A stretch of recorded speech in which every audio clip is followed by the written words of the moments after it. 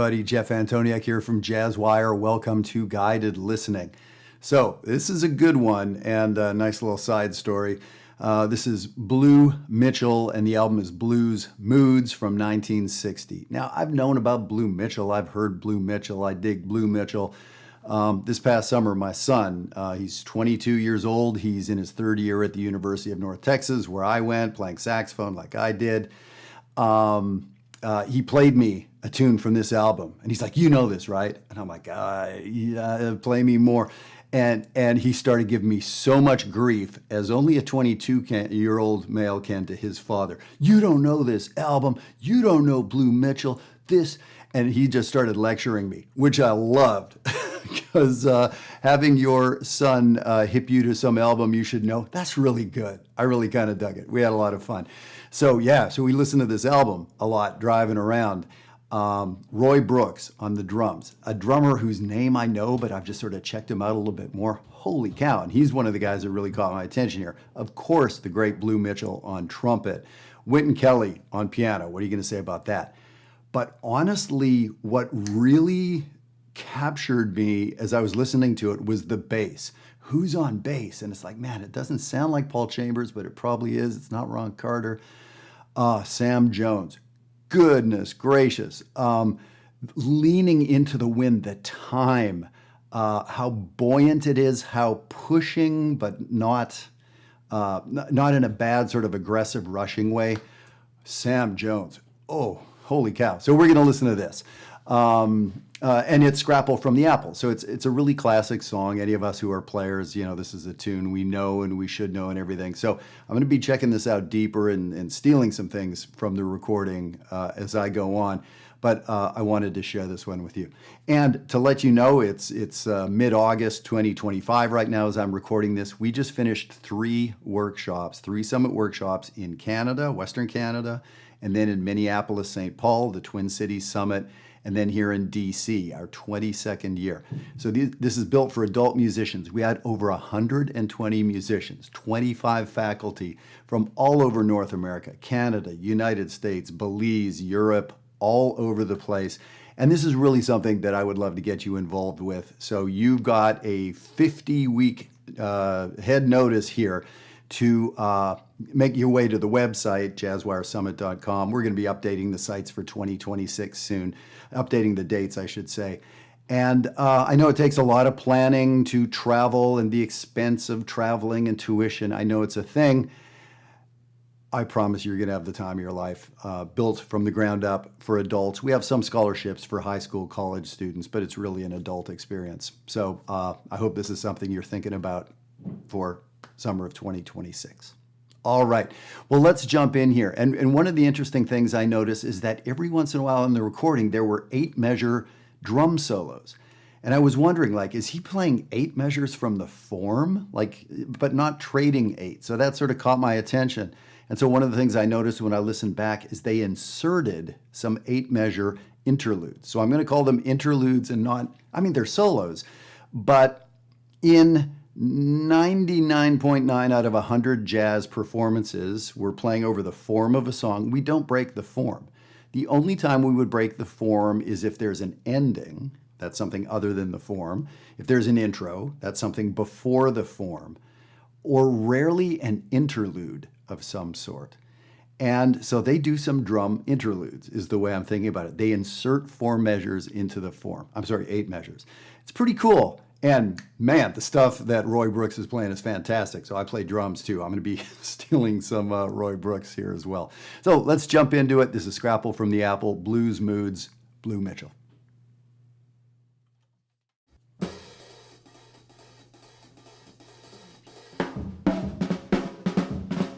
Man, that's so great. I just want to talk about that.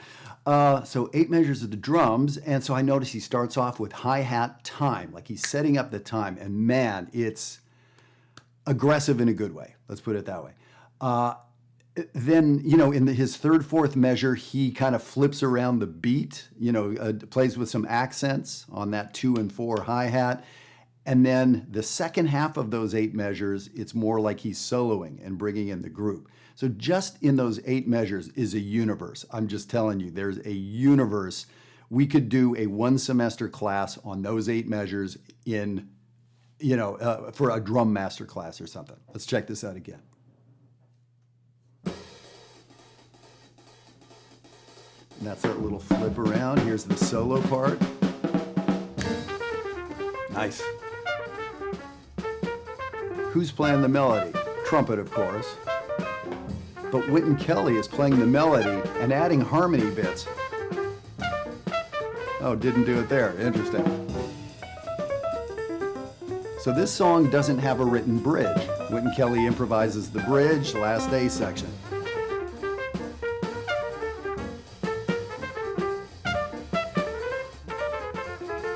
I want to talk about that. We may not make it through this song. It's only 4 minutes long, but geez. So the idea that there was no comping on that melody, that's really interesting to have, of course, a comping instrument like most jazz quartets do, but Wynton was playing the melody. And then he would catch a harmony part. In the first A section, he caught it, but he didn't in the second A section. In the last A section, he caught it, but I don't know if he did the same thing he did in the first. I'd have to listen back. So, so it's one thing to know this melody. It's another thing to have a harmony part under your fingers, and it's another thing to be fluid with it, to have it here and not there. Here it's a little different. Here it's in a different place. Geez, we're not even into solos, and this is just making me smile. Let's take it from the top.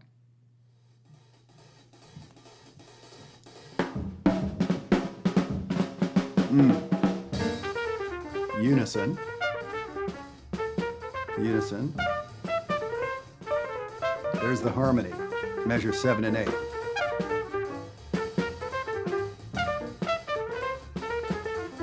No harmony there. Now he's soloing. Let's listen for Wynton Kelly's harmony of the melody.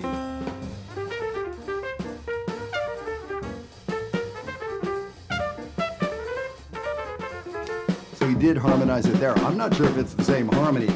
Here's that 8 measures I'm talking about. Not part of the form, inserted. Here's the top of the form.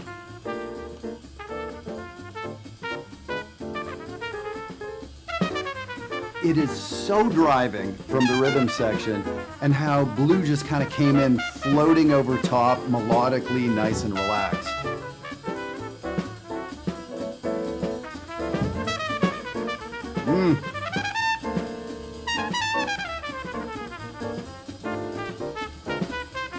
Such great ideas. Little quote there.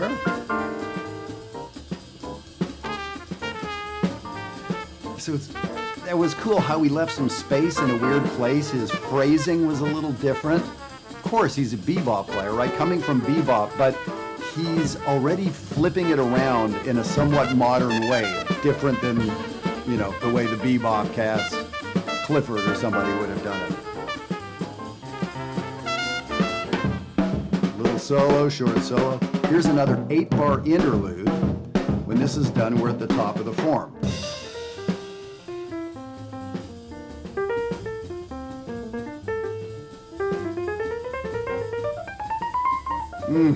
Wynton Kelly, jeez.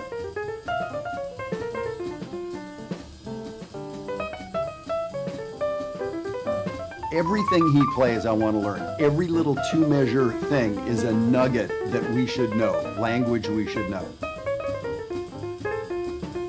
Now shift your attention to the bass.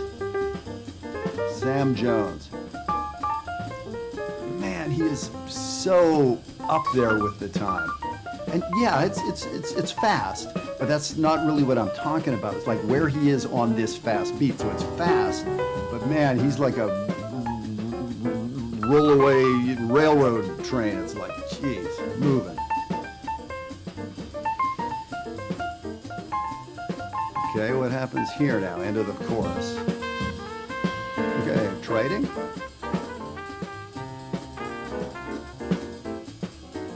Not trading. Another trumpet solo, maybe. Love that line. Very cool melody. Okay, this is the bridge.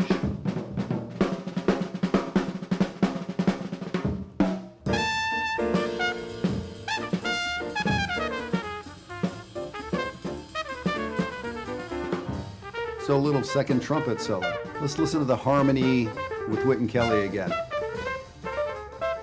So there's that harmony part again, measure 7 and 8. But he put it in that second A section. He didn't the first time through.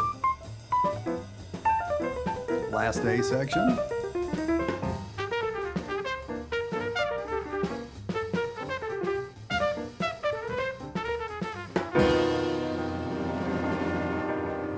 And actually jumped out of the melody.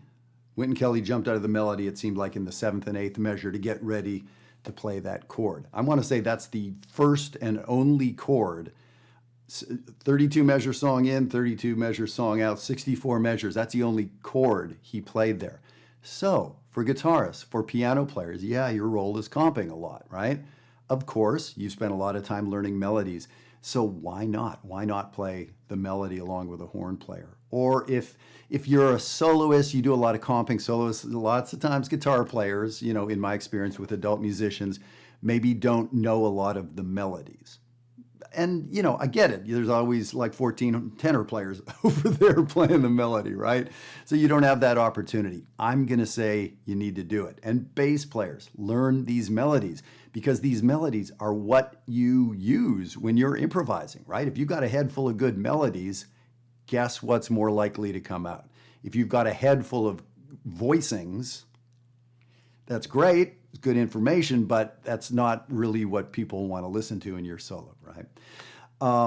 Yeah, wow. So there's absolute things in there that I want to grab, bits of vocabulary from everybody, but especially the feel of the tune. Listen to the rest of this album. If this is an album you don't know, or like me, you just kind of, you know, it's gone by you a bunch of times over the years, listen to this album. There's so much great stuff on here. Some lovely standards that don't get played a lot, a couple great ballad performances. So yeah, a ton going on here. And remember I was talking about Roy Brooks and the drum.